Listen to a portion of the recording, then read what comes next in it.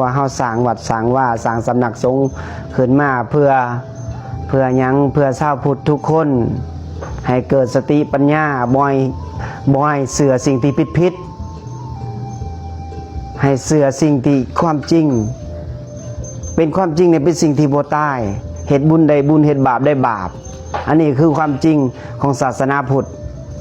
บ่ให้เสื่องมง่ายบ่ให้เสื่อทางที่ผิดสร้างสำนักสงฆ์ขึ้นมาเพื่อปลุกสติปัญญาญาติโยมให้เกิดมีศีลให้เกิดมีศรัทธาให้เกิดสติปัญญาให้ปิดประตูอบายนรกจูงจิตจูงใจเฮาต้องเปิดจิตเปิดใจได้อยู่แหมเปิดใจยังเปิดใจเข้าไปสู่ศีลสู่ธรรมเฮาเฒ่าเลยเด้แม่นบ่เฮาบ่มีโอกาสเลยได้เฮาเปิดจิตเปิดใจเข้าไปสู่ธรรมะตอนนี้เฮามืดบอดเฮากำลังลอยอยู่ไสลอยอยู่กลางแม่น้ำทะเลที่จะรอดที่จะจมได้ไม่ใหญ่ครูบ้านนี่มาเปิด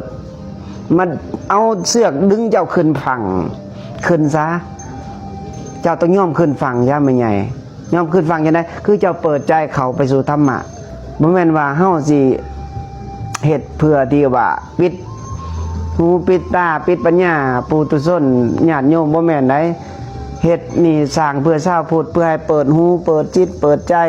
เขารักษาศีลบำเพ็ญเพียรภาวนาบ่มีศรัทธาให้มีศรัทธาบ่มีปัญญาให้มีปัญญาให้เกิดสติปัญญาให้หูแจ้งตาใส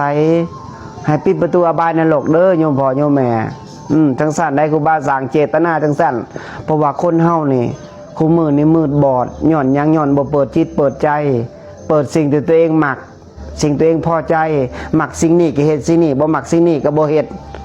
แล้วก็สร้างอาฆาตพยาบาทอิสา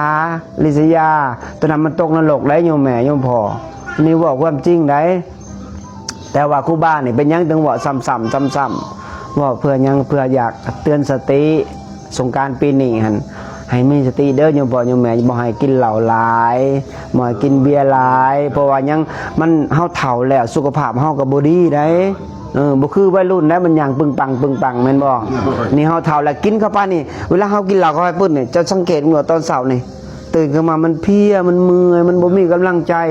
เงินมันก็หมดอิดอ่อนล้าอายุมันสั้นลงได้แม่ใหญ่มันตัดลงอีหลีได้นึงมาบอกลูกก็บ่ฟังเจ้าก็เศร้าใจแล้วลูกหลานนี่เจ้าเลี้ยงแต่ได้แต่ร่างกายแต่จิตใจเจ้าเลี้ยงบ่ได้